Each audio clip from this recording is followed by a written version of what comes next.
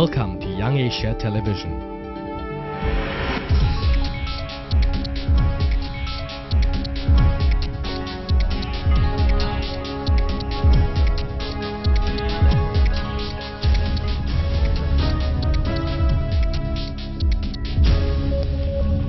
ආයුබෝවන්. අපි මේ සූදානම් වෙන්නේ ත්‍රිමාන වැඩසටහන ආරම්භ කරන්නට.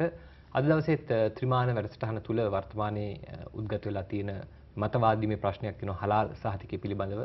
ඉතින් මේ හලාල් සහතිකය සම්බන්ධව හලාල් කියන්නේ මොකක්ද කියන කාරණා පිළිබඳව සහ මුස්ලිම් ජන සමාජයේ විවිධ කටයුතු සම්බන්ධව එළවෙන විවේචනයන් පිළිබඳව කතා බහ කරන්නටයි බලාපොරොත්තු වෙන අද දවසේ ත්‍රිමාන වැඩසටහන ඔස්සේ. අද මේ වැඩසටහන සඳහා අපි ආරාධනය කෙරුවේ මනෝවිද්‍යා උපදේශකයෙක් වගේම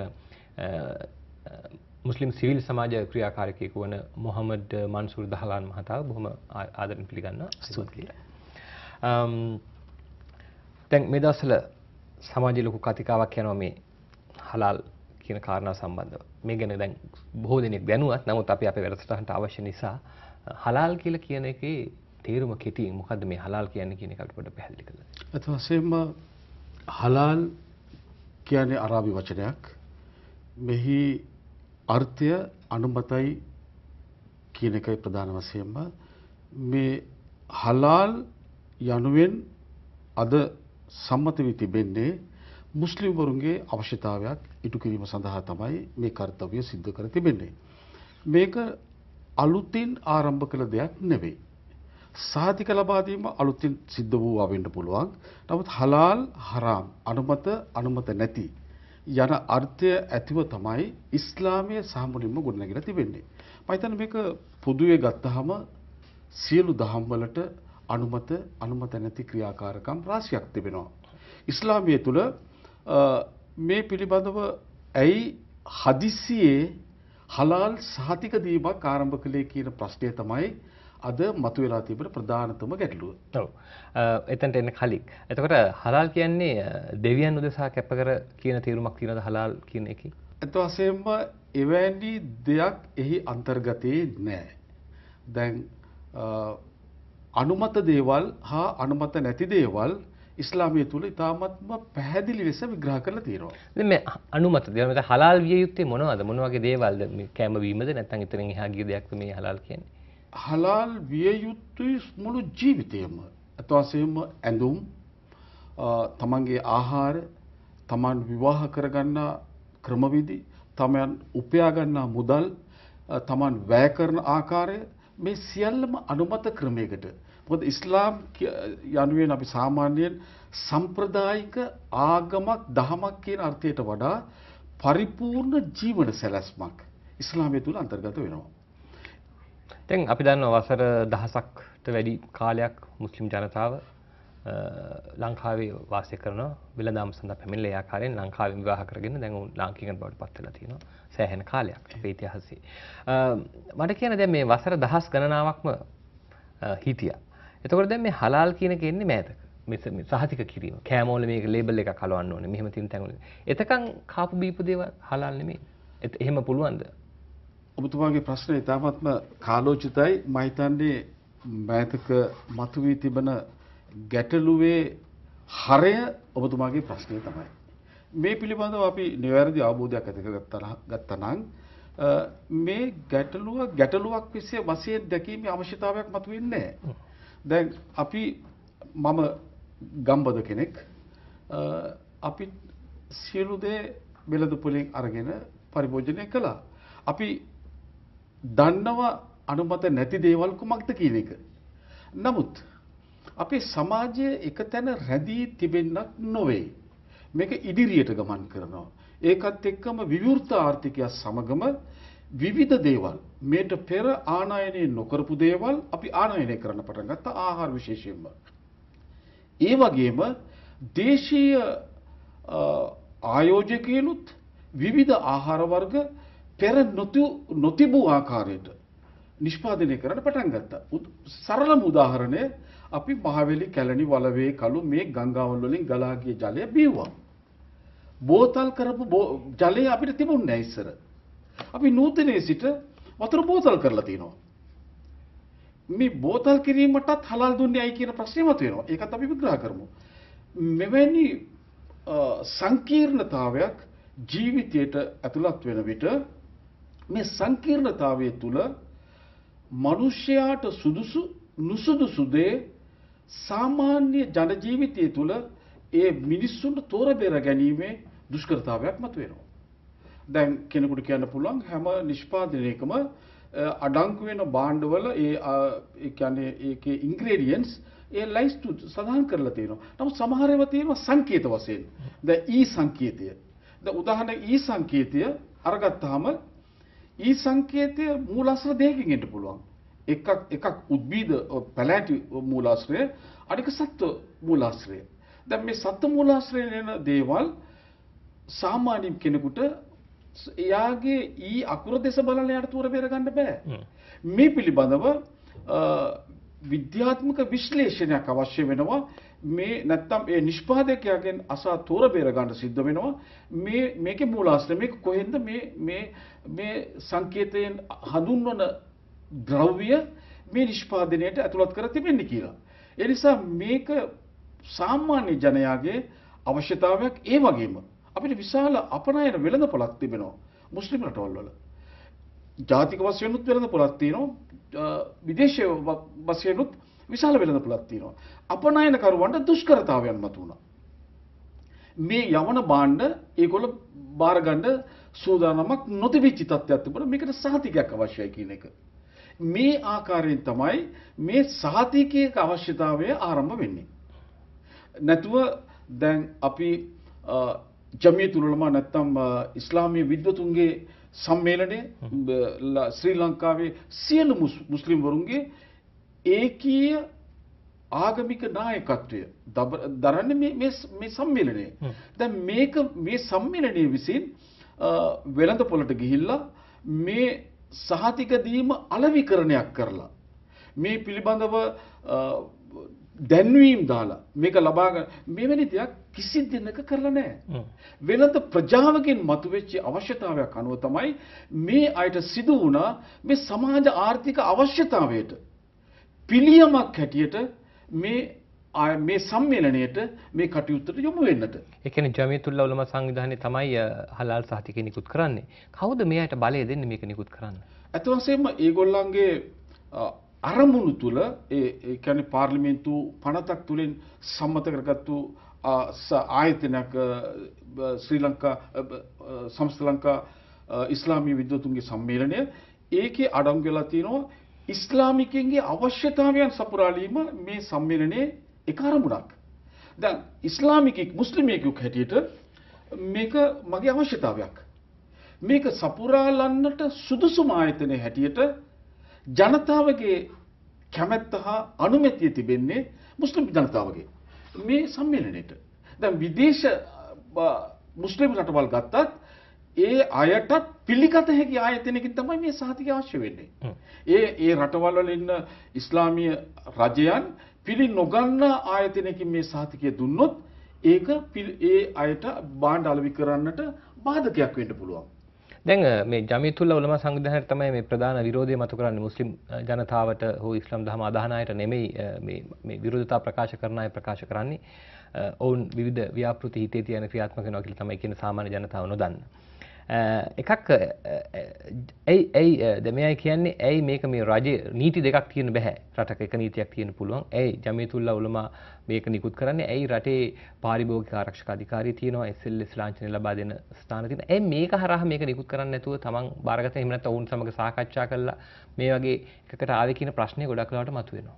දැන් හලාල් සහතිකය මූලික වශයෙන්ම නිකුත් කරන්නේ මුස්ලිම් ජනයා ඉලක්ක කරගෙන. ඒ දැන් ISO නැත්නම් SLS සහතිකය මුළු ලාංකීය ප්‍රජාවම ඉලක්ක කරගෙන නිකුත් කරන සහතිකයක්. දැන් මේකේ අවශ්‍යතාවය මතුවී තිබෙන්නේ මුස්ලිම් ප්‍රජාවට. මුස්ලිම් ප්‍රජාවට පිළිගැනෙන ආයතනයකින් මේ සහතිකය නොලැබුණොත් ඒ සහතිකය නිකුත් කිරීමේ අර්ථය පරාජයටපත් වෙනවා. දැන් ශ්‍රී ලාංකීය සියලු ජනයාගේ ආගමික නායකත්වය මඟ පෙන්වීම ඒ සියලු දේ බාරකාරත්වය තිබෙන්නේ ඉස්ලාමීය විද්වතුන්ගේ සම්මේලනයේට. මේක රජයෙන් කරන්න බැරියි කියලා මම කියනවා නෙවෙයි. නමුත් ඒක දැන් මේක සහතික නිකුත් කිරීමේ අවශ්‍යතාවය ඉස්ලාමීය විද්වතුන්ගේ සම්මේලනයේ තිබුණේ නැහැ. මේ වෙළඳ ප්‍රජාවගෙන් මතුවෙච්ච ඉල්ලීමක් සපුරාලීමට තමයි මේ ඉස්ලාමීය විද්වතුන්ගේ සම්මේලනය ඉදිරිපත් වුණේ. ඒ අවස්ථාවේ විවිධ ගැටලු මතු වුණා මේ මුස්ලිම් ප්‍රජාවට දේශීය වශයෙන් හා විදේශීය වශයෙන්. ඒ අයට පිළිගත හැකි භාණ්ඩ අලෙවි කරන්නට මාර්ගයක් සොයමින් සිටි අවස්ථාවේදී මේ ශ්‍රී ලාංකීය සිංහල හින්දු කිතුණු වෙළඳ ප්‍රජාවගෙන් ඇතිවෙච්ච ඉල්ලීම මත තමයි මේ අයට මේ කාර්යයට ඉදිරිපත් වෙන්න සිද්ධ වුණේ. මේකේ අඩුපාඩු මේකේ විවේචනයට ලක් කළ හැකි කාරණා තියෙනවා නම් අපි කතිකාවකට ආ යුතුයි. ඒකයි අපේ ඉල්ලීම.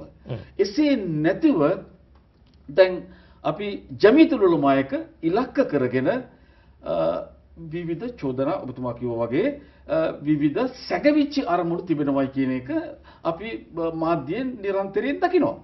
දැන් මේ සහතික දීම ලබා දීම සම්බන්ධයෙන් ඒ අය කෝටි 700ක මුදලක් ඊටාත්ම සරල ගණිත ක්‍රමයක් උපයෝගී කරගනිමින් කෝටි 700ක මුදලක් උපයනවයි කියන එක අද ප්‍රචාරය වෙලා හමාරයි. මම හිතන්නේ මේක විශාල පාපයක්. සාමාන්‍යයෙන් කොපමණ දැන් මේ අය කිරීම පිළිබඳව තමයි ඊළඟ තියෙන ප්‍රශ්නේ කීයක් අය කරනවද මේ සහතික ලබා දෙන්න කීයක් එකතු කරනවද වාර්ෂික ආදායම් කීයද මොනවාද වෙන්නේ දැන් ඒගොල්ලන්ගේ මේ හලාල් ආයතනය ජමීතුල් උලමායකට අනුබද්ධිත ආයතනයක් ඒක රජයේ ලියාපදිංචි ආයතනයක්. ඒකේ ගිණුම් වරලත් ගණකාධිවරයෙකුගේ අධීක්ෂණය යටතේ සිදු කරනවා. ඒකේ විගණනය සඳහා සහතිකලත් රජයේ ලියාපදිංචි වෙච්චි ආයතනයකින් ඒගොල්ලන්ගේ සියලු ගිණුම් විගණනය වෙනවා. ඉතින් මේක තුල සංගවන්න බෑ. මේක තුල සැඟවිච්ච අරමුණු ඉදිරියට ගෙනියන්න පුළුවන් පරිසරයක් ඒක තුල නැහැ. ඊටාත්ම පැහැදිලිව ඒගොල්ලන්ගේ ගිණුම් තුලින් හෙළිදරව් වෙන තොරතුරු තමයි මාසකට ඒ අයගේ සියලු ආදායම ලක්ෂ 15 ඉක්මවන්නේ නැහැ. ඒ අයට මේ කාර්යය සඳහා කුලී ගෙවන්න තියෙනවා. විදුලි ගාස්තු ගෙවන්න තියෙනවා. දුරකථන ගාස්තු, ජල ගාස්තු, ප්‍රමාණ ගාස්තු, ඒ අයගේ සේවක නඩත්තුව මේ අනික ඒ පරීක්ෂණවල ගාස්තු මේ සියල්ල කරලා තමයි ඒගොල්ලෝ මාසෙකට ලක්ෂ 13කට ටිකක් වැඩි වෙන ප්‍රමාණයක මුදලක් වැය කරනවා. ලක්ෂ 2ක් විතරයි ඉතුරු වෙන්නේ. මේ කෝටි 700 කතාව මුලින්ම පදනමක් නැති කතාවක්. ඊට අමතරව ජමීතුල් උලමා සංවිධානයේ නැත්නම් මේ හලාල් සහතික නිකුත් කරන ආයතනයේ අය මේ හලාල් ආහාර නිෂ්පාදනය කරන ආයතනවල සේවයට බඳවා ගත යුතුද? මුස්ලිම් ජනතා ප්‍රතිශතයක් බඳවා ගැනීම අනිවාර්ය කරනවද මේ කටයුත්තේදී? එහෙම ඉල්ලපු තැනක් තියෙනවා නම් අපි මේ පිළිබඳ සාකච්ඡා කිහිපයකටත් ඉදිරිපත් වුණා මේට පෙර. දැන් අපි හිතමු දැන් විශාල කර්මාන්ත ශාලාවක් තියෙනවා. කර්මාන්ත ශාලාවට ගිහිල්ලා අපි ඒගොල්ලන්ට බල කරනවා මේ සහතිකය දිය හැක්කේ ඔබට මෙන්න මේ ප්‍රමාණයේ සේවකීන් පිරිසක් බඳවගත්. එහෙම එවැනි දෙයක් ඒ කොන්දේසි වල කොහෙත්ම නැහැ. මේ සුළඟෙන් අල්ලාගත්තු චෝදනා පදනමක් තියෙනට උඩ දැන් චෝදනාවක් මතු කරනවා නම් ඒ චෝදනාව දෙපයින් සිටුවා ඒක ජීවමාන කොට ඔප්පු කළ හැකි පදනමකින් ඉදිරිපත් කරන්නට අවශ්‍යයි. එවැනි චෝදනා මෙවැනි මේ තුනීස් වාතයෙන් අල්ලාගත්තු චෝදනා මතු කරමින් ජමීතුල් උලමා සංවිධානයට යක්ෂ රූපයක් ආරූඪ කිරීම මම මේ ජමීතුල් උලමා සංවිධානයට පමණක් නෙවෙයි දේශීය වශයෙන් උත් විදේශීය වශයෙන් උත් මොකද විදේශීය වශයෙන් මේ ආයතනයට ගෞරවයක් තිබෙනවා. මේ ආයතනයේ ගෞරවය තුල තමයි ජිනීවා සාකච්ඡාවේදී මේ අය ඇමරිකාවට ඉතාමත් පක්ෂපාතී රටක් සෞදි අරාබිය කිසි දිනක ඇමරිකාවට විරුද්ධව ඡන්දෙ දෙන්නේ නැහැ. නමුත් ජමීතුල් උලමායක ජිනීවා නගරයට ගොහින් විදේශීය කුමන්ත්‍රණ තුලින් මේ රට අස්ථාවර කරන්න කුමන්ත්‍රණ කරන අවස්ථාවේදී ජිනීවා නගරයේ දින ගණක් රැඳී සිට ඒ අයට පැහැදිලි කරලා දුන්නා. මේ රටේ සිංහල මුස්ලිම් ජනතාව ඉතාමත් සුහදශීලීව ජීවත් වෙන රටක්. මේ කිසිම ආණ්ඩුවකින් මුස්ලිම්වරුන්ට හතුරුකම් කරලා නැහැ. මේ රටේ මිනිස්සු අපිත් එක්ක ඉතාමත්ම හිතවත්. කරුණාකර මේ ආණ්ඩුවලට විරුද්ධව ඡන්දේ පාවිච්චි කරන්න එපා. මේ ඡන්දේ පාවිච්චි කරනවා කියන්නේ මුස්ලිම් වරුන්ට විරුද්ධව පාවිච්චි කරන ඡන්දයක් වෙනවා. ඒ හේතුව තුලම ඉතාමත්ම ඇමරිකානු ගති සෞදි අරාබිය වැනි රටවලුත් ශ්‍රී ලංකාවට පක්ෂව ඡන්දේ දුන්නා. අනිත් කාරණාව දැන් මේ හලාල් සහතිකයේ නිකුත් කිරීමේදී ඒ අදාළ ආයතනවල රහස්‍යගත වට්ටෝරු සමහර විට රහස්‍යගත සමහර විට දන්නා වට්ටෝරු වල වට්ටෝරු ලබා දිය යුතුයි කියලා. එතකොට ඒවැ හරහා මේ වට්ටෝරු වෙනත් කෙනෙකු අතරපත් වෙලා වෙනත් වෙළඳ මාෆියාවක් බිහි කිරීමේ අරමුණකුත් තියෙනවා කියලා කියනවා. දැන් සමහර වට්ටෝරු යම් යම් ආයතනවල ඊ타මත්ම රහස්‍ය ඒ අයගේ වෙළඳ සන්නාමයේ ඊ타මත්ම අගනාම වස්තුව හැටියට ඒ අය සලකනවා. මෙතන වට්ටෝරු දැන් මම කිව්වේ රෙසිපි එක නෙවෙයි මේගොල්ලන් අවශ්‍ය වෙන්නේ ඉන්ග්‍රීඩියන්ට්ස්. මේකේ සංයෝජනය කෙලෙසද මේකේ ඒක නෙවෙයි මේ හලාල් සහතිකය නිකුත් කරන්න අවශ්‍ය වෙන්නේ. ඒක අර මේ දැන් මම කියන දේ ඒ භාණ්ඩයේ නිෂ්පාදනයේ ලේබලයේ තියෙනවා. ඒ ලේබලයේ පොදු මිනිසාට තේරුම් ගන්න බැරි කරුණු තමයි හලාල් සහතිකය නිකුත් කිරීමේදී ජමීතුල් උලමා සංවිධානය ඒක විද්‍යාත්මක පරීක්ෂණයකට ලක් කරලා මේ තුල අනුමත නැති දේවල් අඩංගු වෙනවද කියන එක සොයා බලන්නේ. ඉන්ග්‍රීඩියන්ට්ස් පිළිබඳ සමීක්ෂණයක් කරනවා මිස ඒගොල්ලන්ගේ වෙළඳ රහස්‍යයන් ලබාගෙන ඒවායේ මිල කළ නොහැකි රහස්‍යයන් තියෙන්න පුළුවන්. ඒ ආයතනයේට ඒවා ලබා ගන්නට ජමීතුල් උලමා සංවිධානය ඉදිරිපත් වෙන්නේ නැහැ. ඉන්ග්‍රීඩියන්ට්ස් ඒ කියන්නේ අඩංගු දේවල් පමණ. මේකට අඩංගු අන්තර්ගත වෙන්නේ කුමක්ද?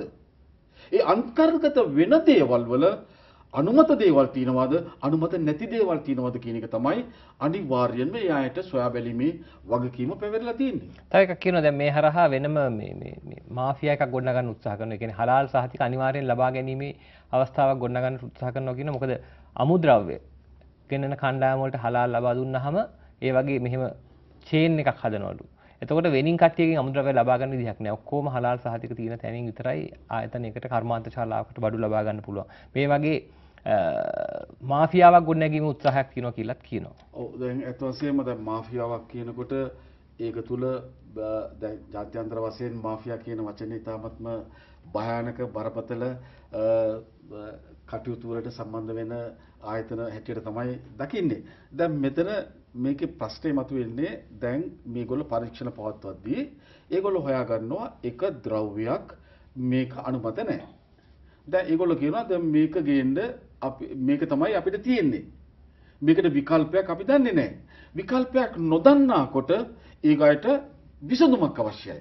දැන් විසඳුමක් අවශ්‍ය වෙනකොට මේ හලාල් සහතිකය නිකුත් කරන ආයතනය කියනවා විසඳුමක් ඇටියට මෙන්න මේ තැන් වලින් මේ රටවල් වලින් මෙන්න මේක හලාල් සහතිකය ලැබූ තහනම් නැති අනුමත ක්‍රමයට සකස් කළ ඉන්ග්‍රීඩියන්ට් එකක්. මේක අරගෙන ඒ හැරෙන්න දැන් වෙළඳ චේන් එකක් හදලා විශාල මාෆියා එකක් ගොඩනගනවායි කියන එකත් මතුවලා තිබෙන චෝදනාවක්. දැන් මේ ඔබ කියපු දේවල් පිළිබඳව සංවාදයක් මේ හලාල් වලට විරුද්ධව කටයුතු කරන කණ්ඩායම් සමග ආරම්භ කරලා තියෙනවද මේ සංවාදයක් මේ කටයුතු ගැන? අත් වශයෙන්ම අපි මට සමහර කරුණු ප්‍රසිද්ධියේ හෙළිදරව් කරන එක සුදුසුයි කියන එක මම හිතන්නේ. නමුත් සංවාදයක් තිබෙනවා. ඒ සංවාදයේදී අපි දුටු එක ලක්ෂණයක් තමයි මේ සංවිධාන හොඳ කට්ටිය. මම ඒ අයත් එක්ක අර කතා කිරීමේදී අපි දැනගත්තු එක දෙයක් තමයි ඒ අය මේ රටට ආදරය කරන පිරිසක්. යම් වැරදි තොරතුරු තුලින් තමයි මේවා පිළිබඳ වැරදි නිගමනයන්ට ඒ අය එළඹී තිබෙනවයි කියන එක මගේ මතය. නමුත් අපි සංවාදයේ තුලින් තව දුරටත් ඒක දිගට ගෙන යාම තුළින් අපිට යම් වෙනසක් මේ මතුවෙන තත්ත්වයන් වෙනස් කරගන්න පුළුවන් කියන විශ්වාසය අපිට තියෙනවා. ඒත් එක්කම දැන් මෙතෙක් හලාල් තිබුණේ නැහැ. දැන් හලාල් සහතිකයක් තියෙනවා. තව එන තර්කයක් තමයි ලංකාවේ ඉන්න බෞද්ධ ජනතාවට හලාල් සහතිකයෙන් තොර වූ ආහාර ගැනීමේ ආහාර මිලදී ගැනීමේ නිදහසක් තිබිය යුතුයි කියලා. දැන් මේ හැම භාණ්ඩයකටම වෙළඳ ආයතන හලාල් ගැහුවාම ඒක බෞද්ධයන්ටත් පරිභෝජනය කරන්න සිද්ධ වෙනවා කියලා. මේ අයිතිය පිළිබඳව ඔබ දරන අදහස මතයි. මේ අයිතිය සහතික වශයෙන්ම සියලු දෙනාගේම අයිතියක්. ඒක උල්ලංඝනය කරන්න කාටවත් අයිතියක් නැහැ. ඒ කියන්නේ පුද්ගල අයිතිය මේක ප්‍රජාතන්ත්‍රවාදී නිදහස් රටක්. මේ නිදහස් රට තුළ මේක සිංහල බෞද්ධ බහුතරයක් ජීවත් වෙන රටක්. ඉතින් මේක තුල අපි සිංහල බෞද්ධ ජනයාගේ හිත රිදවමින් ඒ අයට හිරිහැරයක් වෙන ආකාරයට අනිත් අය නොහැසිරිය යුතුයි. ඒක පිළිගන්නවා. නමුත් අපේ තර්කය මේක තුල බෞද්ධ සිංහල ජනයාට හිරිහැරයක් වෙන ආකාරයේ ඒ ජනයාට පිළිකුල් විය යුතු ආකාරයේ කිසිම දෙයක් මේකේ අන්තර්ගතයේ නැහැ. එසේ වුවත් ඒ අයට මේක පිළිගන්නට නොහැකි නම් අපි කතිකාවක් ආරම්භ කරමු. අපි සදාචාර සම්පන්න මිනිස්සු. අපි සියලු දේවල් වාඩි වී දැන් ඔබතුමාත් මාත් වාඩි වී සංවාදයක යෙදෙනා ලෙසින් අපි එකිනෙකාගේ අදහස් මේසේ මත තබමින් මේ පිළිබඳව අදහස් හුවමාරු කර ගැනීම තුළින් අපිට සම්මුතියකට එන්න පුළුවන්. අපි සම්මුතිවාදී විය යුතුයි. අපි සංවාදී විය යුතුයි. සංවාදී වීම සම්මුතියකට එළඹීමේ పూర్ව ක්‍රියාකාරීත්වය. එතකොට සංවාදී වීම තමයි වඩාත්ම ප්‍රජාතන්ත්‍රීය අයිතිවාසිකම් සුරැකෙන මාර්ගය. දැන් අපි මේ හලාල් පැත්තෙන් තවත් පැත්තට පොඩ්ඩක් මේ මාතෘකාව මාරු කරමු. අපි දන්නවා දැන් ගොඩක් වෙලාවට සිංහල ජනතාව සමග එකට මිශ්‍ර වෙලා වාසය කරන මුස්ලිම් ජනතාව උන් සමග සහයෝගයෙන් වැඩ කටයුතු කරමින් ජීවත් වෙන ආකාරය අපිට දකින්න ලැබෙන විශේෂයෙන් මහනුවර ගත්තොත් කොළඹ ගත්තොත් මේ පළාත් තුළ. හැබැයි තවත් තාර්කයක් ඉදිරිපත් වෙනවා දැන් මුස්ලිම් ජනතාව පමණක් බහුතරය වශයෙන් ජීවත් වෙන නැගෙනහිර පළාතේ සමහර ප්‍රදේශවලට ගියාට පස්සේ මේ තත්ත්වය වෙනස් කියලා. ඒ අය එක උදාහරණයක් කිව්වා එක්තරා වෛද්‍යවරියක් ඒ පළාතේ වැඩ කරන්න ගිය වෙලාවක කඩේකට වතුර බෝතලයක් ගන්න ගියාම කෝප් පර්දාව කියලා ඇහුවලු. ඒකන කිව්වා මම ඒක දාන්නේ එන වතුර දෙන්න දෙයක් නැහැ කියලා ඇය පිටත් කළා. දැන් මේ වගේ මූලධර්මවාදී අදහස් දරන පිරිස් ඉන්නවා කියලා චෝදනාවක් තියෙනවා. ඒත් වශයෙන්ම මේ මූලධර්මවාදී කියනවාට වඩා අර ඒ ප්‍රශ්නය අහපු කෙනාගේ නොදැනුවත්කම කියලායි මම නම් දකින්නේ. දැන් ඉස්ලාමය තුල එවැනි අදහසක් ඉදිරිපත් කරන්න කොහෙත්ම මොකද අපි අපේ දහම ගොඩනැගිලා තිබෙන්නේ අල් කුරානය අපි ඒක විශ්වාස කරනවා දෙවිඳුන් විසින් පහල කළ වාක්‍ය හැටියට මොහම්මද් ධර්ම දූතයන්න්ට අනික මොහම්මද් ධර්ම දූතයන්න්ගේ ජීවිතය තුල අඩංගු වූ සියලු කරුණු අපි සුන්නතිය හැටියට මේ දෙක තමයි අපේ පදනම. දැන් මේ කුරානය තුල දෙවෙනි පරිච්ඡේදයේ 256 වෙනි වාක්‍යය ඉතාමත්ම පැහැදිලිව දෙවිඳුන් කියනවා කිසිම කෙනෙකුට දහම පිළිබඳව බලපෑම් කරන්න එපා. මම මේ නීතියෙන් බැඳී සිටිනවා. යමෙක් මේ නීතිය කඩ කරනවා නම් ඒක ඉස්ලාමයේ වැරද්ද නෙවෙයි. ඒකේ පුද්ගලයාගේ වැරද්ද. දැන් අපි තුමු දැන් පංචශීලයේ තුල මත්පැන් පානය කරන්න බෑ. නමුත් අපි දැන් අපේ රටේ යමෙක් මත්පැන් පානය කරලා නැත්නම් මත්පැන් විකුණන අනුමැතියක් දීලා තිනවා. නමුත් මත්පැන් පානය කරනවා කියන්නේ ඒක බුදුදහමේ අනුපාඩුවකට කිසිවෙක් නොදැකිය යුතුයි. ඒකේ පුද්ගලයාගේ දුර්වලකමක්. එවන් පුද්ගලයන් ශික්ෂණය කරන්නට දැන් මොකද ජමීතුල්ලා උලමා සංවිධානයේ මේ හැම අයම නියෝජනය කරන ප්‍රධාන සංවිධානය බවට පත් වෙලා තියෙන සෑම දේශපාලන කාර්යපත තීරණය කරන්නේ. ඒ අය වගේ අයව හදන්න එහෙම නැත්නම් ඔවුන්ව දැනුවත් කරන්න එහෙම නැත්නම් ඔවුන් පාලනය කරන ශික්ෂණය කරන වැඩපිළිවෙලක් තියෙනවද? අනිවාර්යයෙන්ම තිබෙනවා. මොකද දන්නවද වැඩපිළිවෙලක් කියන්නේ දැන් මුස්ලිම් සමාජයේ පැවැත්ම අපි නැමදුම තුලින් තමයි එකතු වීම සිදු වෙන්නේ. සිකුරාදා නැමදුම සුවිශේෂයි. සිකුරාදා නැමදුමේදී ඒ ප්‍රදේශවල සියලු ජනයා එකට එකතු වෙනවා. එතෙන්දී ඒ අයට තේරෙන භාෂාවෙන් දැන් අරාබි භාෂාවෙන් කළොත් හැමෝටම මේක අවබෝධ කරගන්නට දුෂ්කරතාවයන් මතුවෙනවා. ඒ නිසා ඒ අරාබි භාෂාවෙනුත් ඒ දේශනය තුල කරුණු අඩංගු වෙනවා. නමුත් ඒ ප්‍රදේශයේ දැන් සිංහල බෞද්ධයක් ඉන්න සිංහල භාෂාව දන්න මුස්ලිම් අය ඉන්න ප්‍රදේශයේ සමහර විට සිංහල මේ දේශනාව පවත්වනවා. දැන් නැගෙනහිර පළාත් වගේ ප්‍රදේශවල වල මේ දේශනාව පවත්වන්නේ වැඩිපුරම ද්‍රවිඩ භාෂාවෙන්. ඒ අයට ඒ දේශනා තුලින් ඉතාමත්ම පැහැදිලිව අල් කුරානයේ නබිතුමාගේ අලංකාර පූර්වාදර්ශය තුලින් Taman ජීවත් විය යුත්තේ කෙසේද කියන එක ඒ අයට සතිපතා උගන්වනවා. දැන් මම උදාහරණයක් කියන්නකෝ. දැන් අපේ සිංහල සමාජය තුල අපේ සෑම ගමකම පන්සල් තියෙනවා. විහාරස්ථාන තියෙනවා. මම විහාරස්ථානයක් අසල ජීවත් වෙන කෙනෙක්. ඒ විහාරස්ථානයේ ඒ ඉරිදට හා පොය දිනේට ඒ බණ දේශනාව අපි වාඩි වෙලා වෙනම අහගෙන ඉන්නවා. ඇයි? ඒ තරම් උසස් ඉගැන්වීම් ඒ තුල අන්තර්ගත වෙනවා. ඒ කොච්චර වටිනා මනුෂ්‍ය සමාජයට ප්‍රයෝජනවත් කරුණු ඒ කෙලෙස පැවසුවත් සියලු ජනයා යහමග යවනවා කියන එක ඉතාම දුෂ්කර කාර්යයක්. තවත් චෝදනාවක් තියෙනවා දැන් මම දන්නේ මේක මේ ජමීතුල් උලමා සංවිධානය දැනුවත් සිද්ධ වෙනවාද එහෙම නැත්නම් ප්‍රජාව දැනුවත් සිද්ධ වෙනවාද කියලා දැන් ස්වභාවික ජන ව්‍යාප්තියක් සිද්ධ වීම සාමාන්‍ය කාරණාවක්. මේ ප්‍රදේශයේ ඔබ ඉන්න ඔබගේ පරපුර බිහි කරමින් ඉන්න එකක්. හැබැයි කෘතිමව ජනපද කරන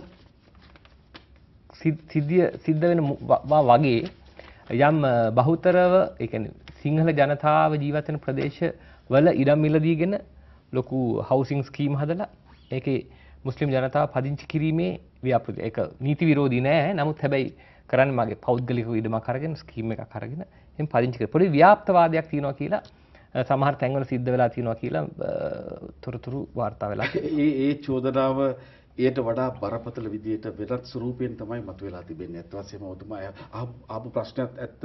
ඒකට වඩා බරපතල පැත්තක් ඒ චෝදනාව තුළ තවත් තියෙනවා. මොකද්ද? 2032 දී මේ රටේ මුස්ලිම් ප්‍රජාවගේ ජනගහන ප්‍රතිශතය 51 දක්වා වැඩි වී මේක මුස්ලිම් රාජ්‍යයක් බවට පත් වෙනවා. ශරියා නීති අපි මේක තුල ක්‍රියාත්මක වෙනවා. මෙවැනි කුමන්ත්‍රණයක් තුල මුස්ලිම් ප්‍රජාව විදේශීය මුදල් ගෙනුවමින් මේ කටයුත්තේ නියැලී ඉන්නවා කියන එක චෝදනාවක් තියෙනවා. මාළක තියෙනවා මේ 1881 මේක 1881 මම ඒකේ සාරාංශය මෙතන සඳහන් කරලා තියෙනවා. බෞද්ධ ජනයාගේ ප්‍රතිශතය 61.53යි. නමුත් 2012 වෙනකොට ඒක 70.19 දක්වා වැඩි වෙලා තියෙනවා. ඒ කියන්නේ 8.66ක වර්ධනයක්. හින්දු භක්තිකයන්ගේ 1881 ප්‍රතිශතය 21.51යි. නමුත් 2012 වෙනකොට ඒක 12.61 දක්වා අඩු වෙලා තියෙනවා. දැන් අපි දන්නවා මේ පහුගිය අවුරුදු 30-35 කාලය තුල ඇතිවෙච්ච යුද්ධය ඒකෙන් ජනයා මේ රටින් පිටරට ගොස් පදිංචි මෙවැනි හේතුන් නිසා හින්දු භක්තිකයන්ගේ ජනගහන වර්ධනයක් නෙවෙයි අඩුවීමක් තියෙනවා 8.9කින්. මුස්ලිම් ජනයා 1881 7.1යි ජීවත් වුණේ. 2012 9.71 දක්වා වර්ධනය වෙලා තිබෙනවා. මේ වර්ධනය 2.61යි. දැන් මෙතන අසාමාන්‍ය වර්ධනයක් වෙලා අපි සිංහල ජනයාගේ ඉඩම් අත්පත් කරගෙන ඒවා කොලොනි බවට ජන මුස්ලිම් ජනපද බවට පත් කරගෙන මෙවැනි කුමන්ත්‍රණයක ඊළේන උත්සාහ කරනවා කියන එක මම හිතන්නේ ඒකත් අර මේ වාතයෙන් අල්ලගත්තු චෝදනාවක්. අපේ බෞද්ධ ජනයාගේ වැඩිම 8.66යි අපි වැඩිම 2.61යි. දැන් මෙතන මේ වගේ ප්‍රශ්නයක් තියෙනවා. මුස්ලිම් ජනයා ස්වභාවයෙන්ම වෙළඳාම හා අනෙකුත් කටයුතු වල නියැලෙන පිරිස. දැන් මේකට නගරාශ්‍රිතව තමයි මුස්ලිම් ජනයා බහුතරයක් ජීවත් වෙන්න උත්සාහ කරන්නේ. ඒක නිසා තමයි දැන් සිංහල ව්‍යාපාරිකයන්ට මොකද නගරාසන්න ජනයාගේ පරිභෝජන රටාවයි ගම්බද පළාතේ ජනයාගේ පරිභෝජන රටාවේ වෙනසක් තියෙනවා.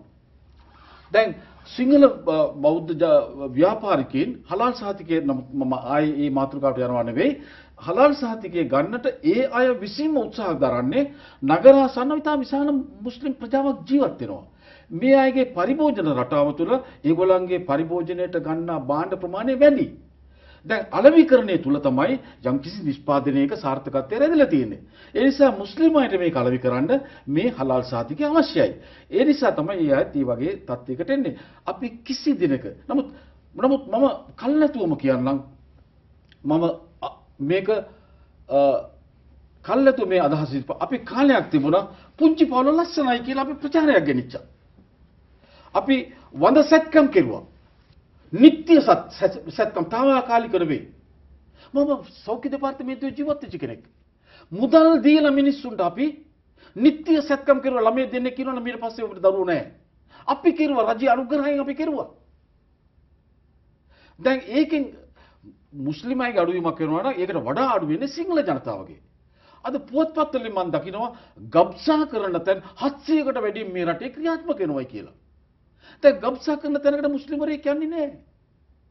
නමුත් මේක තුල මේ රටේ සිංහල ජනයාගේ භයානක වතුරක් තියෙනවා. මුස්ලිම් කෙනෙක් හැටියට මම මේ කියන්නේ සිංහල ජනයා මේ රටේ අපේ හිතවත් අපේ ලේ ඥාතීන් මේ රටට ආපු අරාබි ජාතිකයන් සිංහල කාන්තාවන් රජවරුන්ගේ අනුග්‍රහය ඇතුව විවාහ කරගෙන තමයි මේ රටේ මුස්ලිම් ප්‍රජාවගේ ආරම්භය සිද්ධ වෙන්නේ. ඒ නිසා මේ අපේ ඥාතීන්ගේ අඩුවීම අපි කැමති නෑ. ඒ නිසා අනිත් පැත්තෙන් රජයේ සේවයේ එක්කෙනෙක් හිටියොත් යා විවාහ වෙන්නේ රජයේ සේවිකාවක් නැත්නම් සේවකයෙක්ව. දැන් රජයේ සේවයේ දෙන්නම හිටියාම ඒ අය දරුවා ලබා ගන්නට කැමති වෙන්නේ නෑ. දැන් මුස්ලිම් අයගෙන් 1.5යි රජයේ සේවයේ ඉන්නේ. දැන් මේ දරුවෝ ඉස්සර අපි ප්‍රචාරයක් ගෙනිච්ච සල්ලි දීලා මේවන්න අඩු කෙරුවා. මගේ අදහස අපි මුදල් දීලා දරුවන් වැඩියෙන් හදන්නට රජයේ මැදිහත් වෙන්න ඕන කියන එක මගේ ඉල්ලීම. මේක අපේ කුමන්ත්‍රණයක් නෙවෙයි. දැන් හැම දෙයකටම දැන් ගහන්නට තැනක් තියෙනවා.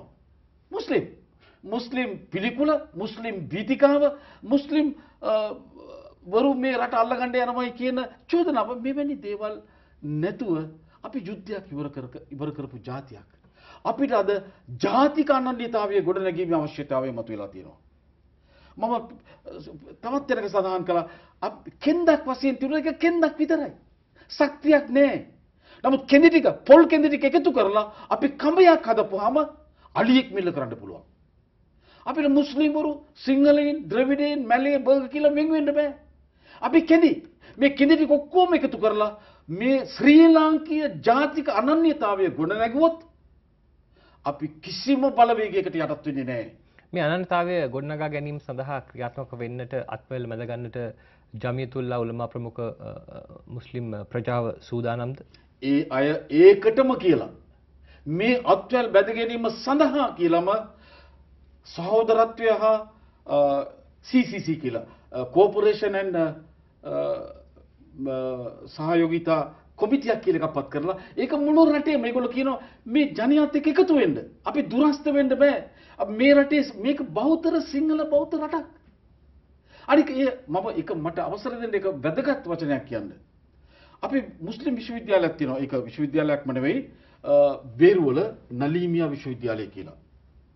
ඒකේ පළවෙනි ත්‍යාග ප්‍රදාන උත්සවයට ඒගොල්ලෝ ආරාධනා කළා මේ ලෝක ප්‍රසිද්ධ ඉස්ලාමීය විද්වතෙක් අබුල් හසන් අලි නද්වි. මේ විද්වතා ලංකාවට ඇවිල්ලා දින 4-5කට ඉස්සර මුළු රටේම සංචාරය කළා. සංචාරය කරලා ඒ උපාධි ප්‍රදානෝත්සවයේ දවසේ එතුමාගේ කතාවට මොකද අඩංගු වුනේ? එතුමා කියනවා මම රටවල් 95ක ගමන් සංචාරය කරලා තියෙනවා. නමුත් ශ්‍රී ලංකාවේ තරම් යහමිනිස්සු මම කොහෙවත් දැක්කේ නැහැ. මේ රටේ සිංහල ජනතාව තරම් සුහදශීලී, මිත්‍රශීලී, එකිනෙකාට උදව් කරගන්නා වූ ඊටම මුරුදු ගතිගුණ තියෙන මෙවැනි මිනිස්සු මම ලෝකෙ කොහෙවත් දැක්කේ නැහැ. එහෙම කියලා එයා නතර වුණේ නැහැ. එතුමා මුස්ලිම්වරුන්ට අවවාදයක් කෙරුවා.